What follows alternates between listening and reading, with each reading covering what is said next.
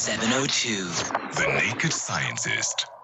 Right, it's 18 minutes to 3 o'clock, and we connect with Dr. Chris Smith right now. And he's also streaming this particular conversation on the NakedScientists.com. Hello, how are you? Yeah, I'm in good shape. How are you? I'm super. After the weekend, generally super. Yeah, me too. It's a lovely day here because we always start this show traditionally talking about the weather.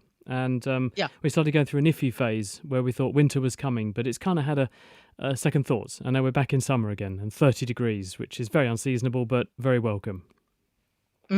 Absolutely. You know, we've had fantastic weather. Spring is certainly asserting itself, and I can't wait for summer. I think we're going to have a scorching summer because it's already like 29 degrees and it's spring. It's only spring and in the first month of spring.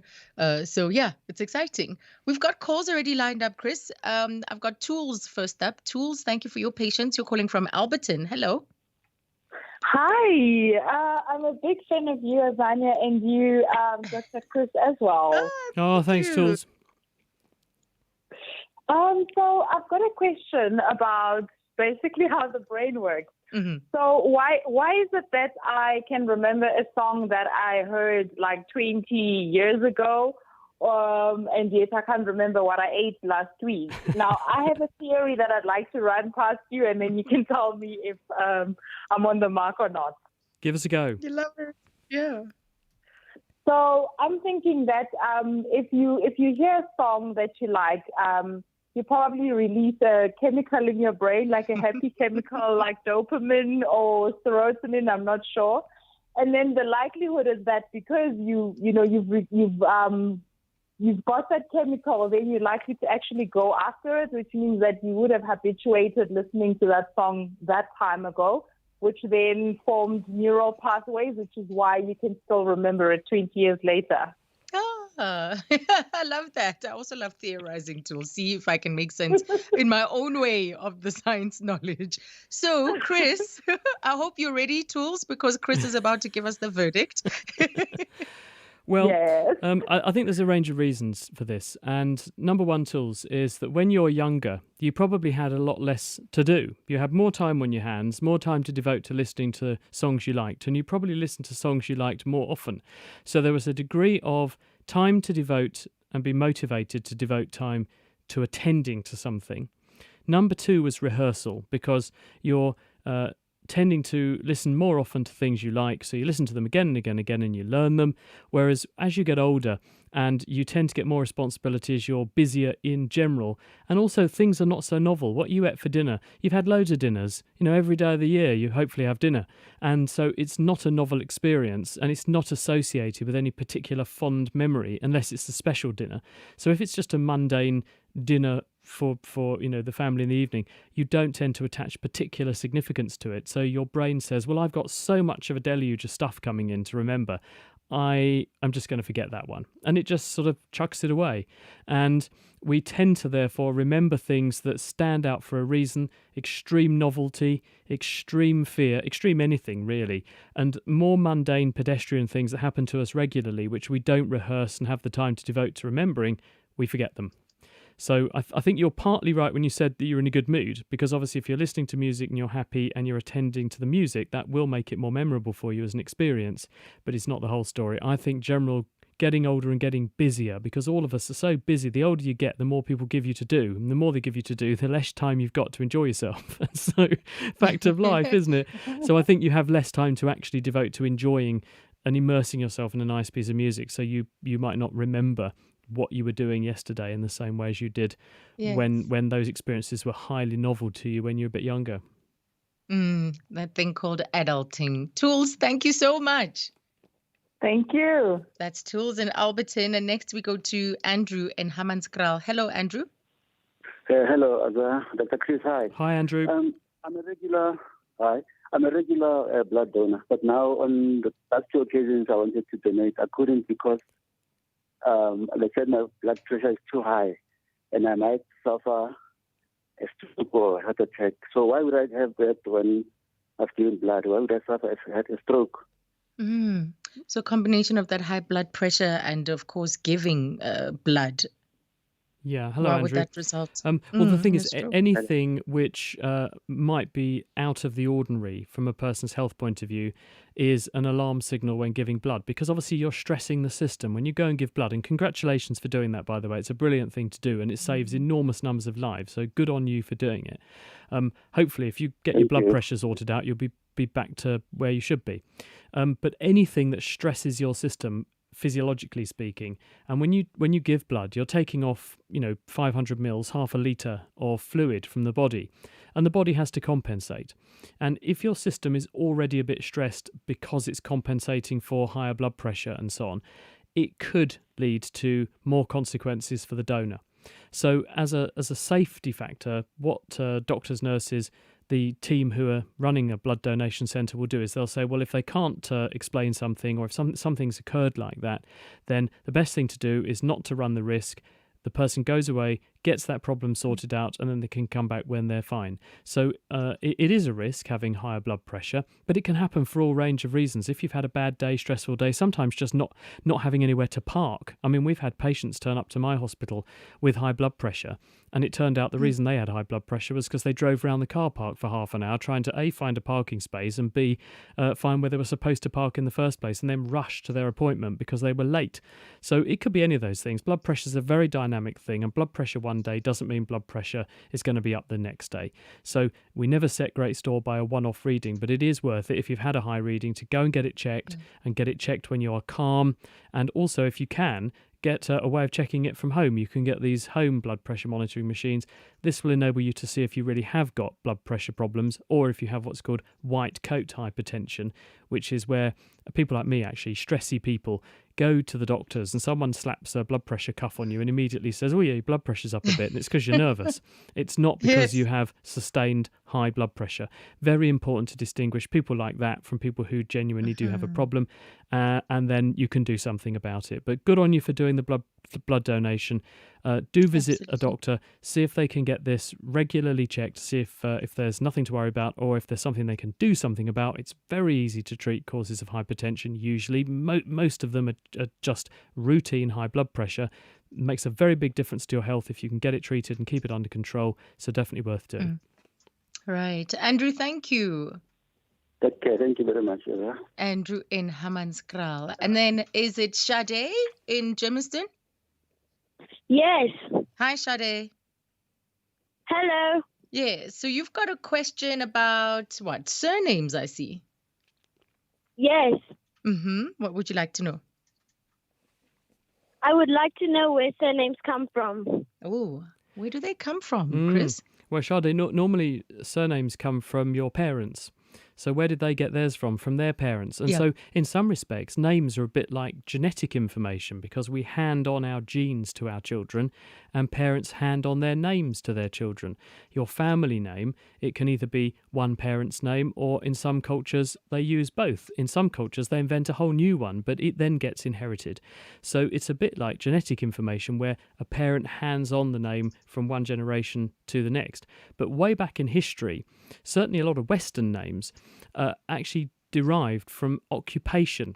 So I'm Smith, and Smiths were people that were workers of some description. They were blacksmiths who did work on iron usually. They were very good at doing things with metal to make, say, horseshoes, implements, knives, other things like that. There were silversmiths. You don't need a PhD to work out what one of those did. There were gunsmiths. And so the name Smith came from people who were workers doing practical things, often with their hands. There were Wrights, W-I-G-H-T, Wrights, who did things like make wheels, wheelwrights. There were Fletchers, who fletching is where you put the feathers into arrows. So people who put the feathers into the arrows got the name Fletcher. They took that as their surname. So very often there's a historical link to a name, which is often linked to an occupation or a position in society, and it's then been handed on a bit like genes down the generations. Right. Sade, there you go. Thank you. Thank you. That's Sade in Germiston. Maybe someone can explain also how African surnames came about, and maybe to complete the picture for Sade, let us know. Next, we've got Martin in the Joburg CBD. Hello, Martin. Hi, Azza. Hi, Doc. A couple of months ago, I called you with regards to my daughter who scratches her head when she feeds. Now I've got another question. She hums when she eats, So do I sometimes. and it's a like a real pronounced. Yeah. How old is she, Martin? I think that's called pleasure, isn't it? She turns a year next month. A year next month. Oh, Yeah. and already she's expressing her sensory pleasures. That's Yeah. fantastic. What's her name? So I want to know. Her name's Chloe. Chloe. Brilliant. Yeah. This is normal. Lots of kids do this. Be grateful that she hasn't learned raspberries, because other members of my family, the children learned to blow raspberries, and combinations of things like custard and yogurt and baby food combined with a raspberry, not as in a noise, is not a good mix when it comes to the cleanliness of your kitchen. Yes. But it's quite normal. Babies love doing this. If you look at the territory in the brain that is devoted to the face and tongue especially, the tongue has a massive representation in your brain, and that corresponds not just to the motor system for moving your tongue, but also the sensory system.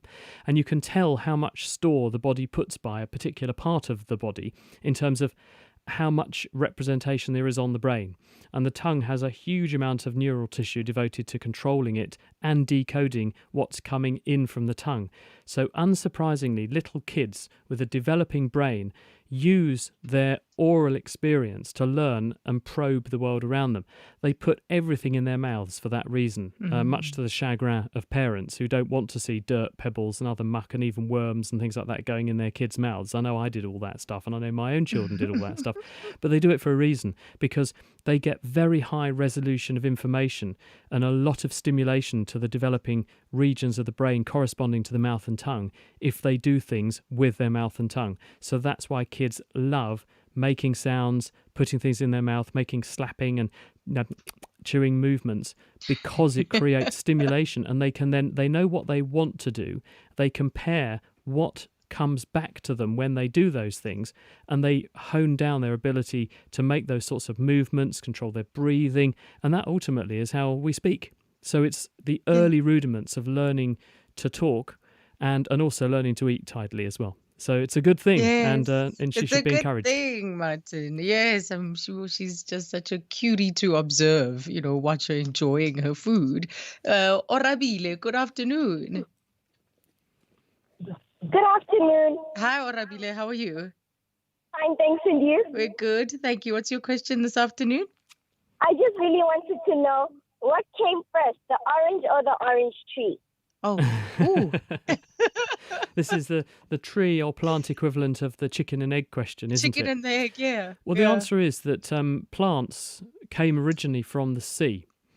Life as we know it on Earth evolved initially in water, and then about 450 million years ago or so, the land got invaded and trees sprung up, plants moved from the sea onto land. Some plants have actually gone from the sea onto land and back again. There is a species called sea grasses, which grow all around the world. They're one of the most important habitat determinants on coastal waters. They support all kinds of exciting life forms, and they're very important. Those are flowering plants that came out of the ocean, grew up on land, evolved on land, and then went back into the sea again. So the answer is that plants came first. And when plants first evolved, they would have come out of the ocean. They would have had very specific ways of reproducing. Very often, that was what was called asexual reproduction. They would have just spread out, cloning themselves as they went. Once they got onto land, plants evolved to have a way of getting fertilized by insects, because shortly after plants got onto land, the first animals crawled up the beach and took to the air in the form of insect life, and those insects would visit plants. So plants then evolved flowering mechanisms, because rather than just spraying pollen out into the air, they could use flowers, and that got pollination going. And so then, as that process of pollination became more complicated and began to depend on things like animals, then fruiting bodies that were attractive to animals came along, and those are things like chili peppers, big peppers, and fruits that we might want to eat, and then spit out the pips or leave the pips behind in what we poo out, and it spreads them round. So I would say the strict answer to your question is that plants came first, and the fruits that they then produced in evolutionary time came along a lot later on. So plant and then you get your orange.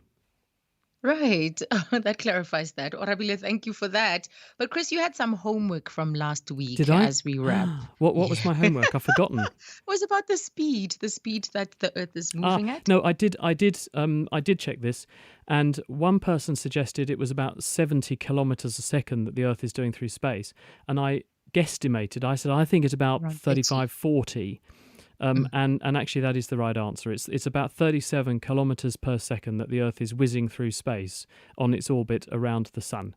So my answer I gave last week and said, I'm not 100% sure about this, I'll check it. I did check it after the show. It is indeed about 37 kilometers a second that the Earth, are whizzing through space. But it's actually faster than that, really, because our sun that we're orbiting is also going round the galaxy. So we're not only just going round in a circle on Earth and going round a giant circle around the sun, we've got the sun going round the galaxy, and our galaxy is going round the universe. So actually, our general speed is far faster than 37 kilometers a second. Yes. That's just our orbital speed around the sun. So very fast is the correct answer to that question. So I did do my homework, but I was so keen I did it last week and forgot about it. A+ with the star and a little smiley sticker next to it. Kabelo says, I always experience white coat, high blood pressure syndrome. Every time I go for a medical consultation, I have to be calmed down first before proper BP can be recorded. So just echoing what you said earlier on. Thank you so much, Chris. We're out of time. It's a pleasure. Thanks, everyone. Have a great week and see you next time. That's the Naked Scientist.